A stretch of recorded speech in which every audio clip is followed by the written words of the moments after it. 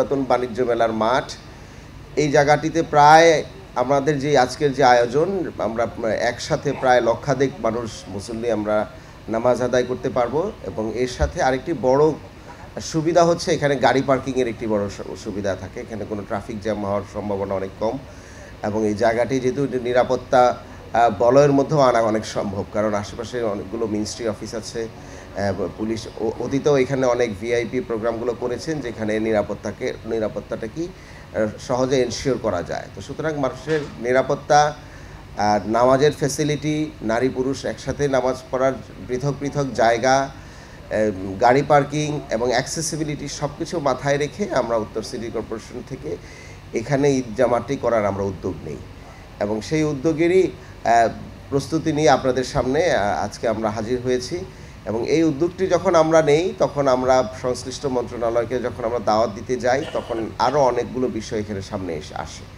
সেই বিষয়টি হচ্ছে যে, যেহেতু ঈদে আমরা শুধু নামাজ পড়ে শহরের ঈদ এবং গ্রামের ঈদের মধ্যে পার্থক্যটা কোথায়? বর্তমান সময়ে শহরের ঈদ, বিশেষ করে গত 20-25 বছর ধরে আমরা দেখেছি যে শহরের ঈদগুলো ঈদের জামাতের পরে সালামি আদান প্রদান এবং পারিবারিকভাবে সময় কাটানোর বাহিরে আসলে সামাজিক এবং পাবলিক স্পেসে যে মানুষের যে ইন্টারাকশনস, যে আনন্দ তৈরি করা এবং আনন্দ উদযাপন করা, সেটা কিন্তু অনেক ঘাটতি রয়েছে। বড় সমস্যা হচ্ছে যে ঢাকায় অনেক লোকজন থাকেন, কিন্তু তারা অনেকগুলো রেস্টুরেন্ট এবং যেসব জায়গায় তারা যেতে পছন্দ করেন সেগুলো কিন্তু বন্ধ থাকে অনেকগুলো। এবং তাছাড়া আমাদের পাবলিক স্পেসের অনেক অভাব। সুতরাং ঢাকা উত্তর সিটি কর্পোরেশন এবং দক্ষিণ সিটি কর্পোরেশন দু জায়গা থেকেই আমরা কিন্তু কোনো ধরনের ঈদের দিনে মেলা কিংবা ঈদের দিনের কোনো ফেস্টিভ কিন্তু আমরা আসলে প্রোভাইড করা হয় না।